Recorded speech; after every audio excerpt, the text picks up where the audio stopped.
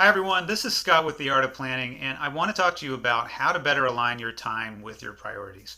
Now, I have no idea what your top priorities in life are or should be, but whatever they are, I don't think it's too controversial to say that those are the things that you should spend more of your time on in a perfect world. Now, this is our 12-month undated planner in Midnight Blue, and you can see that with our week view, you can schedule your entire week in 30-minute increments. And of course, we design our week view this way because we think this is a great way to make sure you've made time for the important stuff. But what happens is a lot of the time that by being this effective, reliable, punctual person, this planner, all the great qualities that come out of being a good planner, good at managing our time, we can get into really a kind of trap where tasks, appointments, meetings are sort of thrust upon us by bosses, coworkers, friends, family, whatever. And being the conscientious planners we dutifully make sure it all fits somewhere and we get it all done. And as reliable as this makes us, which of course is a good quality, it's also a very passive way to plan, because what's missing in that equation is any consideration for what you're actually trying to get out of your time and your life.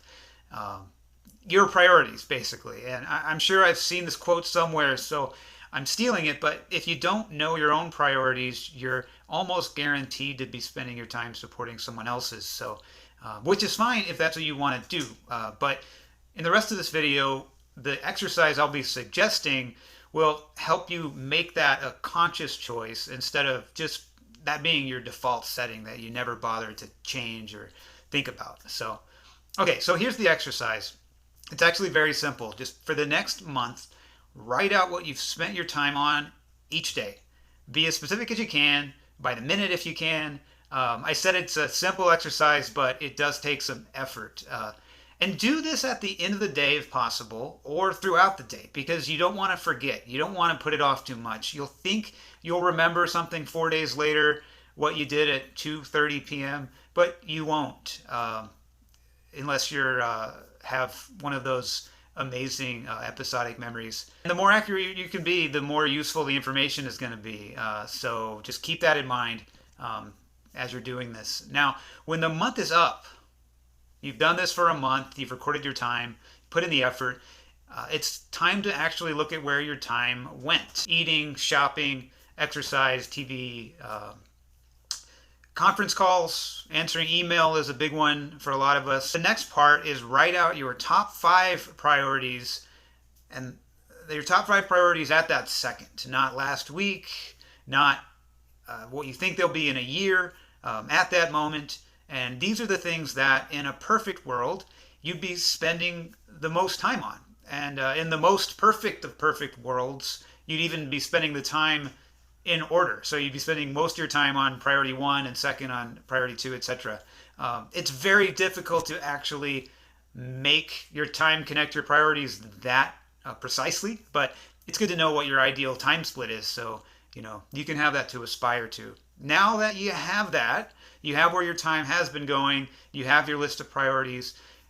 It's real simple. You just compare the two and you ask yourself how well your time split reflects what you at least tell yourself your priorities are. And often what you find is that there's a massive misalignment and you're spending hours each month on things that actually matter very little to you.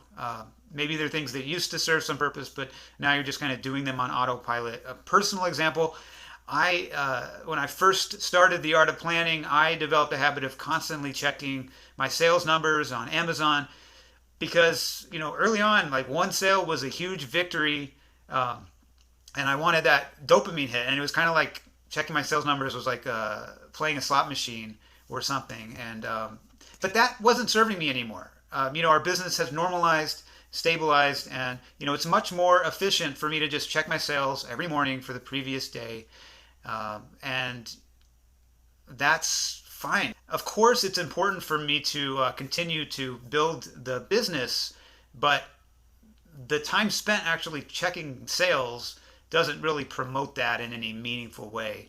And for you, you might find some old routines that you can eliminate, like I did, if they don't work for you anymore. And just in general, if you find, which you probably will, that your time and your priorities are not currently aligned, you now have a roadmap, this list of priorities to use going forward in scheduling your time. You can now be intentional about filling this week view here. If I can turn to it again, filling this week view with what matters to you according to your list of priorities. Or something else that's kind of cool about this exercise is the opposite can happen too. And you can look at where your time's going and actually come to the realization that you've been lying to yourself about what matters to you. And your priorities are not actually what you wrote on that list. And this is a chance to be honest with yourself and throw out that list and make a list that actually does reflect what you truly value. And in both of these cases, the disconnect will be lessened. There won't be this constant disconnect between what you're telling yourself you care about and what you actually care about. So I think it's clear that the realizations that can come out of this exercise can really help you line up your time with your priorities. And that's how it should be. So I recommend you do this exercise. And in terms of frequency, I'd say do it every few months. Like at the beginning of each quarter is great, because it can kind of get your quarter started off right if you need to make a change. If your priorities change, there's plenty of room in the back of our planner. We've got these free notes pages. I don't know if you can see, but these are dotted pages in the back.